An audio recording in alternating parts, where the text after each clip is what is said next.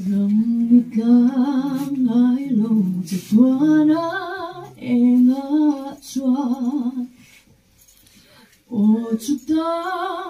mga ikaw dati ang lenge zainan fakan kandulang munema sa tuanis faklareng soltir dolo sa tuan ram eng moi ka ken hun chuan thi na fa sa tuan in kan chol to a valal run wa ma chuan kan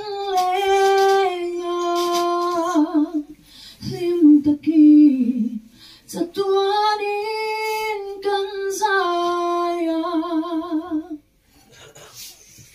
o kathir banglo sa tuan ram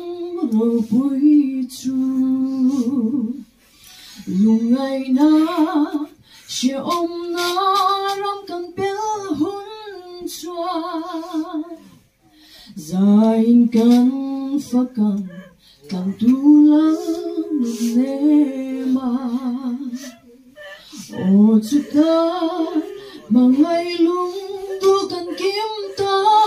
a sa tuan ram eng moi ka ken hun chua thi na fa sa tuanin kan chol to a valarun wa ma chuan kan lenga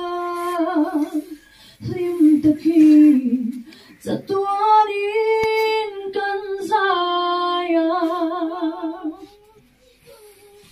churam ro puita lungdu te len na chu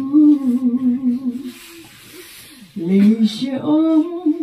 cha na ram hian min ngai tir chi hele ta sahi